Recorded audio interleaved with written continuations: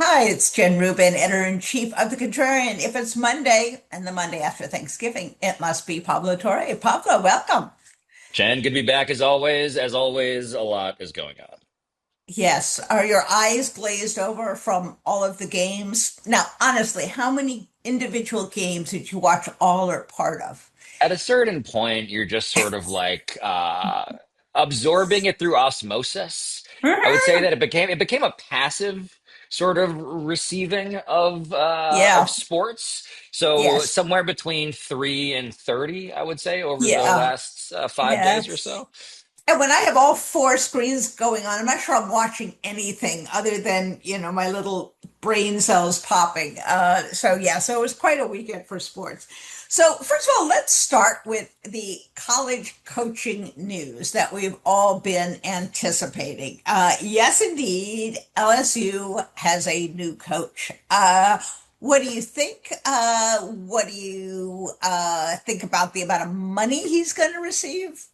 Yeah, Take so it away. Lane Kiffin is this foremost. I'll just call him a villain, a villainous character in the world of college sports, and we, Yes. as journalists and gas bags, love it when a character becomes an extreme version of, I think, a type, and the type Yes. is guy who is only out for himself. And I want to prevent us from collapsing onto our fainting couches because, of course, this is capitalism, right? Like there is money Yeah. on the table, there's a better opportunity. Of course, he's going to go do it. The thing that's different about this story is that he leaves Ole Miss. Lane Kiffin leaves Ole Miss during the greatest season, you could argue, in Ole Miss's history. They are about to be in the college football playoff, and what he has done is taken a bigger job at LSU, a hated rival of Ole Miss, and he's doing it before the playoffs even start. So he is leaving a playoff team, and I will remind you, Jen, briefly that the whole goal of sports is to like make the playoff, and it's really hard. And he did it with Ole Miss, and so him saying to Ole Miss, "You guys are not good enough for me to stick around to coach," is is kind of like the greatest insult you could have because the counterpoint would be like, "But we're in the playoff, and LSU is not. LSU is terrible right now." And so this is a story about what really matters in sports, which is, of course, money and brand name and the promise of something even greater, even though the thing that's right in front of you is actually the goal that you want to reach. And so it's just this paradoxical thing about what really even matters in sports anymore. Now, to be clear, folks, he will not be with the team in the playoffs. And that is in part because of the portal and the timing. And maybe we should talk about that for a bit. They don't want him around these players Yes. at the time that the portal is opening, and the portal being it is not the transporter, which I always think of in connection with Star Trek, but it is the opening for players to say, I'd rather go to another school. So Right. they don't really want him around Old Miss players at the time the portal is opening to invite them all to come with him to LSU. Now, it's true, he could pick up the phone and still talk to them, but he's not going to be there with them on the phone. Is this screwed up? And why would you have the portal open just at the time of the playoffs so that the top quarterback may not be with a team, the top coach may not be with a team? What's going Yeah. on?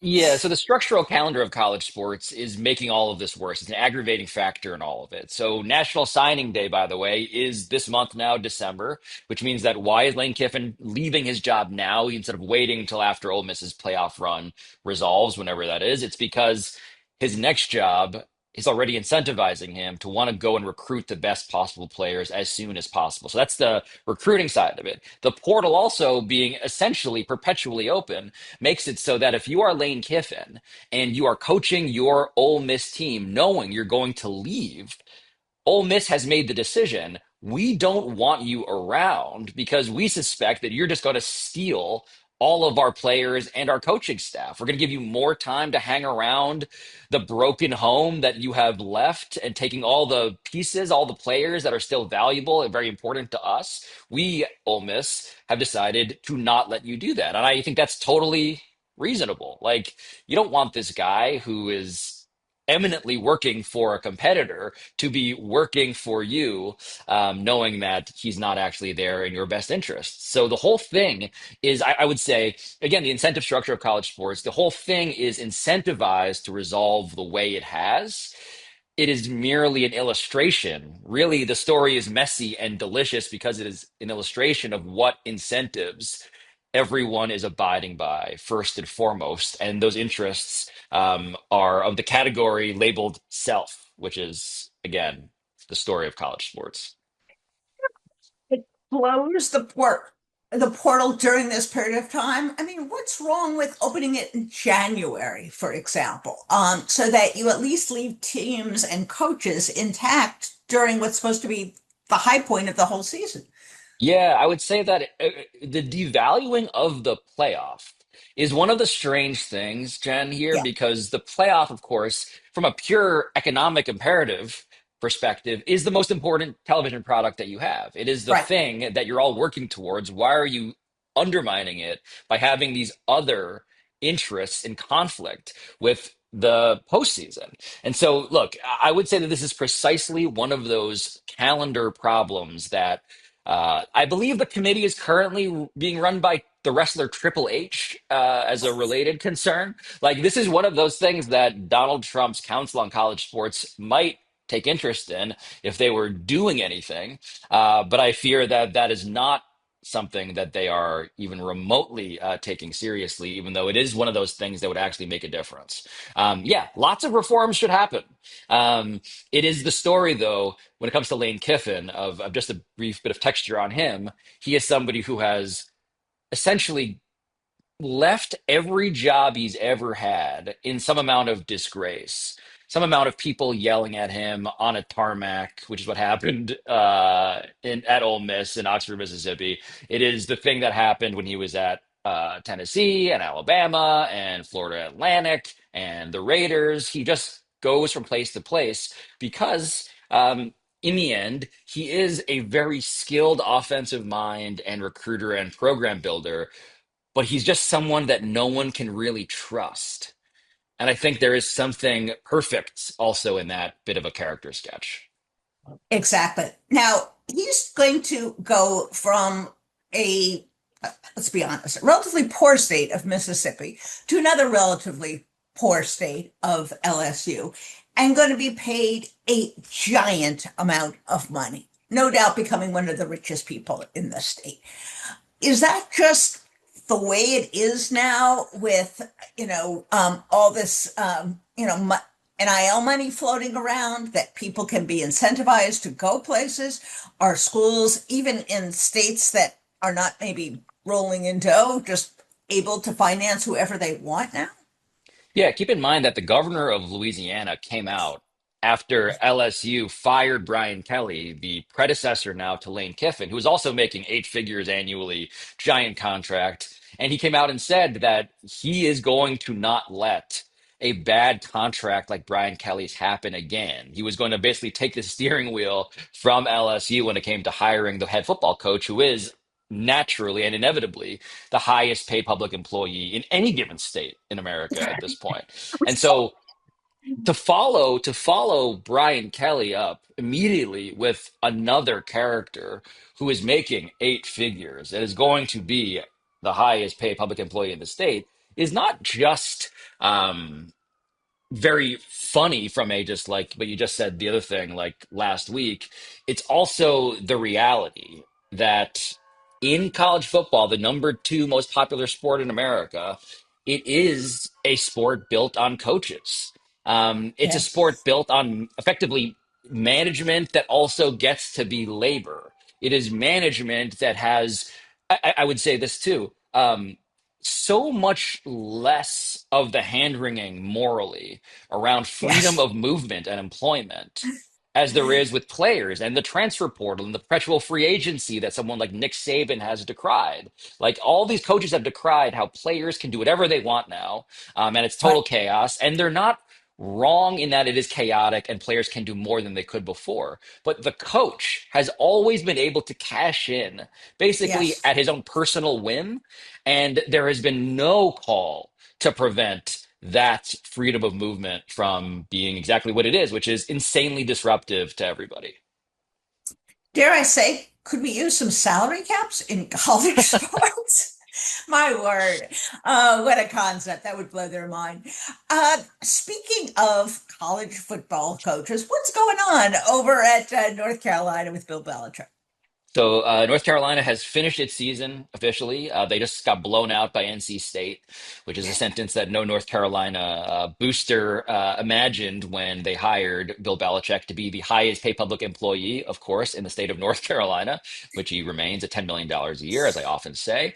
Um, to pick up the thread from last week, when you were asking me, what have I heard from Jordan Hudson, who is Bill Belichick's business partner and girlfriend, and as I call her, momager, like this person who is both like his representative in all things, the person kind of like steering him in his new public life. I can report that there has been no legal notice or letter or communique of any kind sent to me. Still, I have not been sued by Jordan Hudson, despite her threatening to do so on Instagram last week, which is a fun sentence that I never get tired of saying out loud.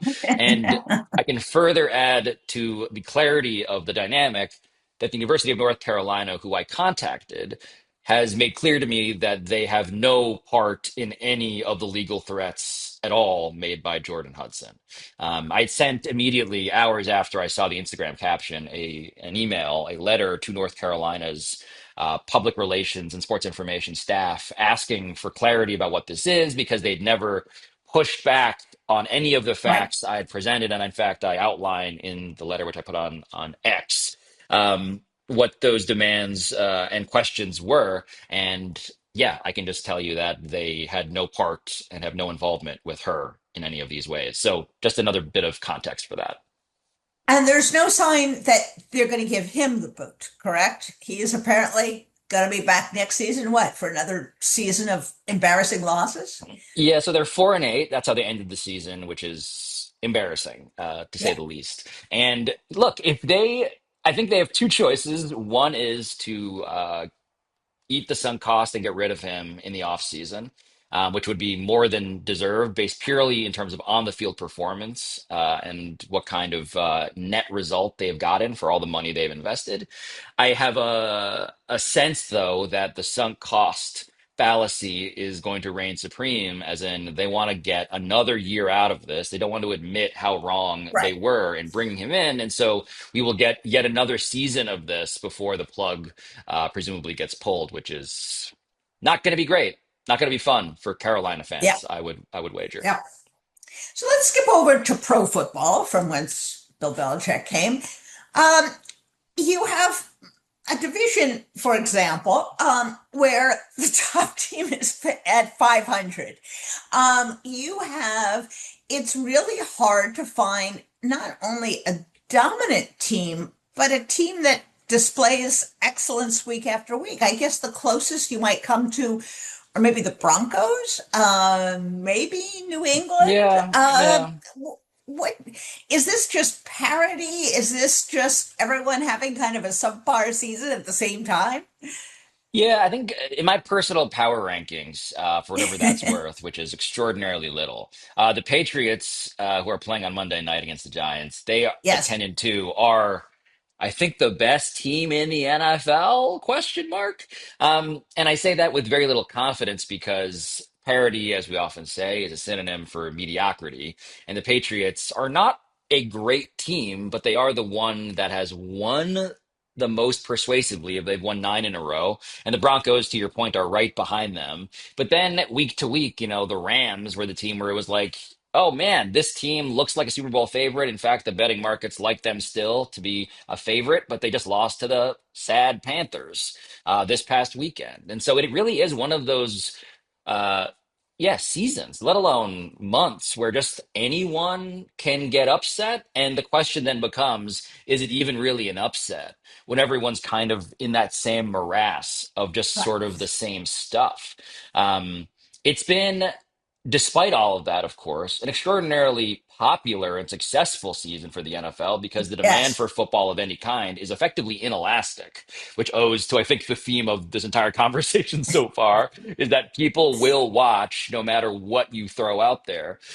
right. But But in this case, the NFL, from a game to game product perspective, has been meh. And I think it's okay for us to admit that it's a meh sort of a season from a what are we watching? Is it great or is it something less than? Right. Now, even less than meh is the Kansas City Chiefs football team, which is now at 6-6 and is no longer at risk of missing the playoffs, but very likely to miss the playoffs. They're not out of it. But what happened? Why are they playing so meh? Yeah, they have I'm checking this right now. They have a 36% chance to make the postseason.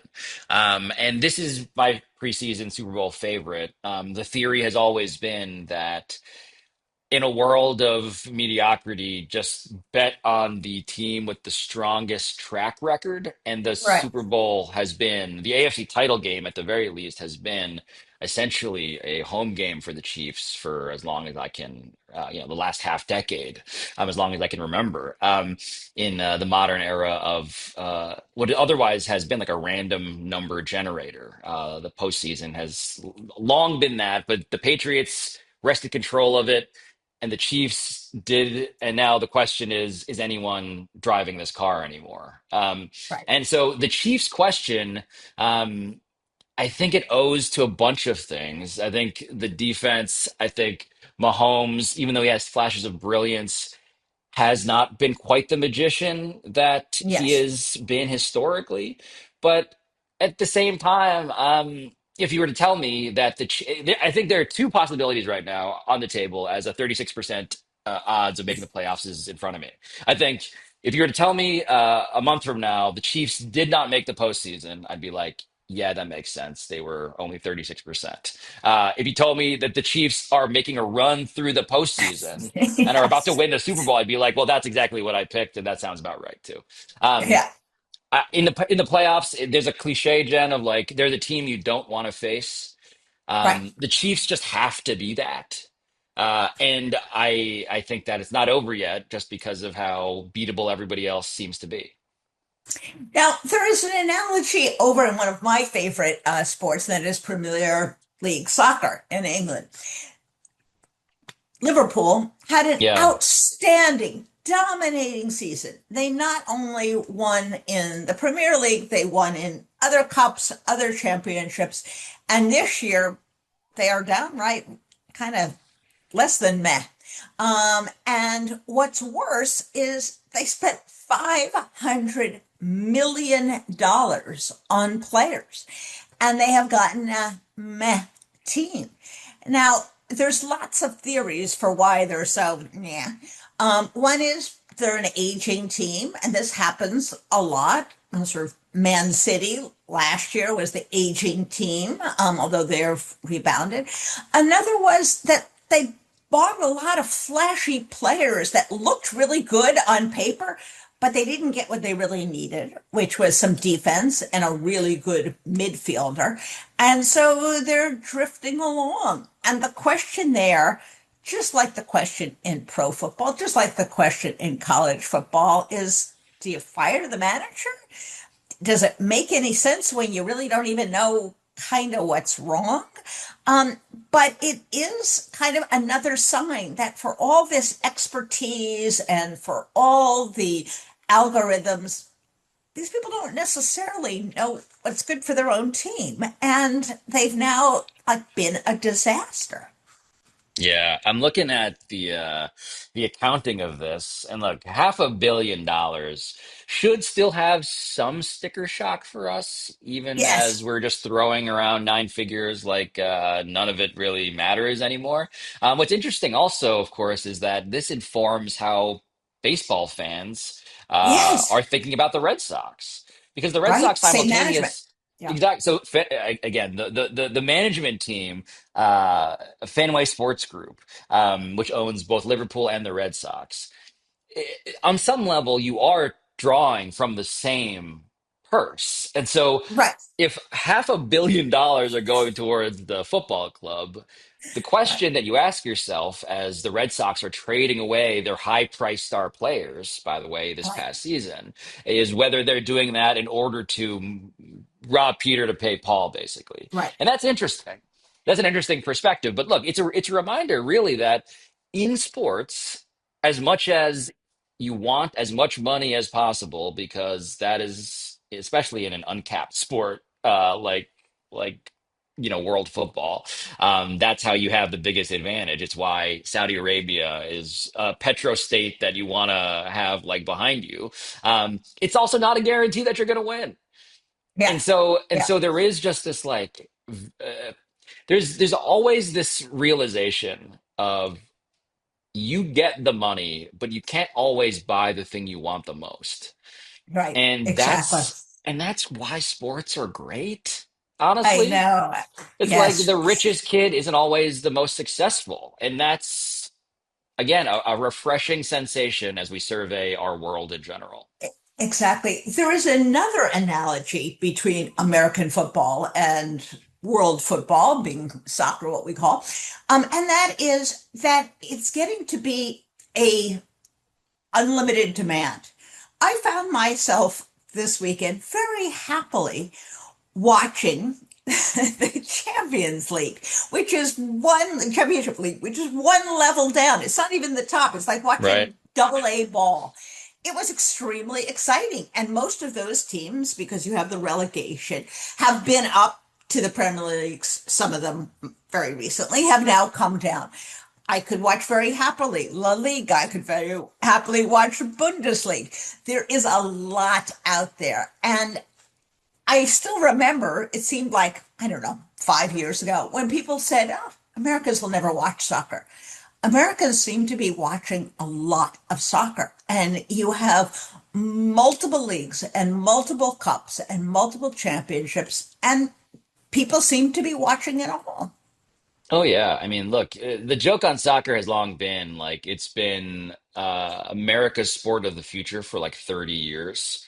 It's always promised Yes, it's going to be the thing. But I would say that, frankly, the advent of all of these streaming services, as much as it has been yes, like very messy to find anything, it has made it very easy to watch absolutely. these games in the mornings, inevitably during the weekends that are taking place overseas.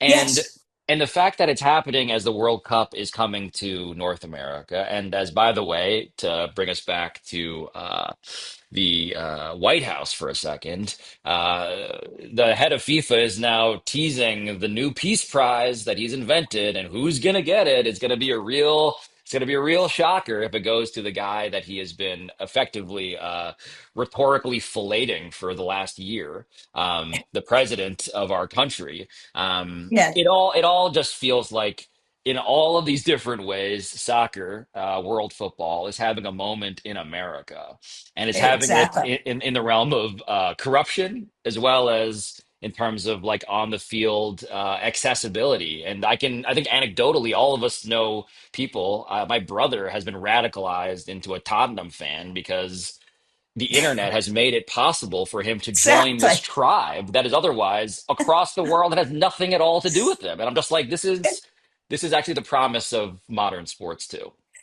Exactly. And I will say this that at least for the foreseeable future, you can probably go maybe almost 7 days a week and see some form of soccer. You can really like watch some of it. And I must say, just to finish this off, I find the notion of a FIFA Peace Prize ludicrous and bizarre. The people who have had their hand in every corrupt third world kind of deal over the years, they've come up with a peace prize that's kind of like, the Pablo Jen Peace Prize. Actually, ours would be a better I choice think than we to be. have a better claim to evaluating the rightful recipient of a peace prize than, as Yes. you put it, Gianni Infantino, who, yeah, I mean, it's just like, yeah, it's like, what if Boss Tweed was also running a children's fund? It's like, I guess, but like, why would you really Exactly. trust it? You know? Exactly. Well, let's finish on a happy note. You are a OKC fan and an OKC coach fan. And they have a remarkable figure talk to us about him and kind of what he's done for the sports, for OKC, and kind of for those of us who like to think that sports and sports people can have an intellectual bent as well. Yeah, I'm an admirer of what Sam Presti has built, how he's operated, as much as it's been frustrating to try and like understand the black box that he has constructed. What he has built is pretty unparalleled when it comes to sports management. Yes. And the story that brought this to the fore most recently is a story by Baxter Holmes at ESPN, who reported this whole feature about how Sam Presti, the GM of the team, sees his entire life's work through the lens of Robert Caro. And Robert Caro is something that any is somebody that any political nerd is, of course, familiar with. The tomes on LBJ, Robert Moses, like these Yes. multi-volume sets, thousands upon thousands of pages. He's still reporting the LBJ, the next Yes, he's on sequel. volume five. We're hoping he makes it through. Those of us who are junkies are really like, yes, And to that point, Robert Caro has created in his readership, which is expansive now over decades upon decades, an appreciation for what it is to do something with the longest possible lens. And I think that that's just this thing that sports also can teach us when we're not just being distracted by the shiny object, which is if you establish something resembling a process and you have a fidelity to your principles and strategic rigor, you can create something by merely committing to what you believe is right that can be not just better and more successful, but more lasting in a world of, I would say, depressing disposability. Like, yes, I feel yes, this all the time as we are both Gen content creators, scare quotes around all of those right, words. But Robert Caro is the opposite end of any online spectrum. He is deliberately exactly. offline and making Yes, stuff through reporting that the NBA, it turns out, when they have the time to contemplate, like, what are we even doing anymore, is turning to as a yes, matter of like a North Star in terms of how to right. build anything, which I think is great.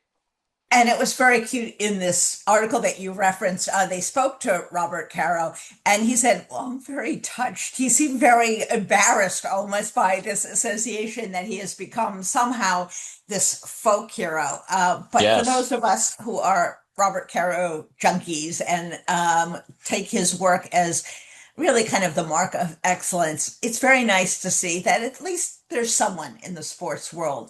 Kind of reminds me of the Warriors coach, Steve Kerr, who has a Yeah. little bit of an intellectual bent, a little bit of a philosophical outlook in life. And that's nice to hear, nice to see. Yeah, one last thought, Jen, is just that as I survey the world of sports, the story tends to be big money and big data.